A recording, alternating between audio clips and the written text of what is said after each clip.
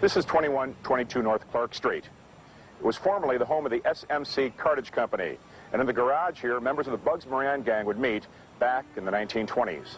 Al Capone wanted to consolidate total control over bootlegging in Chicago, and so it was here that the infamous St. Valentine's Day Massacre would take place February the 14th of 1929.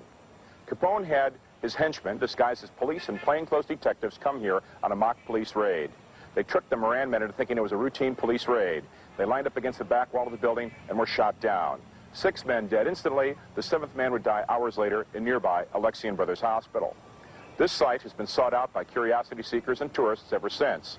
When the garage still stood here, all sorts of people came and asked to be let in the back room. They wanted to go there and stick their fingers in the bullet-pocked holes of the wall. They were told, no way, go away, we're not allowed in. In 1967, things would change. That's when the garage would be torn down with other buildings in this block so that the housing project behind me could be constructed. With the garage down, now you could walk right over the area. In fact, you can stand just about where the men died, marked by this tree. This is about the north wall site of this lot. Here along an axis parallel with this tree is where the men were shot down. And right around here, people began to talk about hearing strange sobbing and moaning sounds. At first they thought maybe they were ghosts, but on second thought, it was just the imagination of those who were here. After all, if you had read too much about what had happened, heard too much about what had happened, maybe that was the explanation. But then it was noticed that animals act up here also. People walking their dogs in the area have had the dogs stare, growl, pull at the leashes, observe something taking place that those walking the animals can't see, can't observe. No one could accuse the dogs of having vivid imaginations. The animal testimony, as well as the human, points to some very strange activity taking place here, hauntings, ghosts, at the site of the St. Valentine's Day Massacre.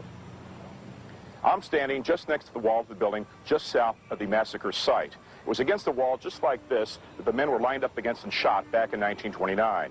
When the garage was torn down back in 1967, bricks were highly prized souvenirs. Everybody in the area wanted a brick that came from the garage.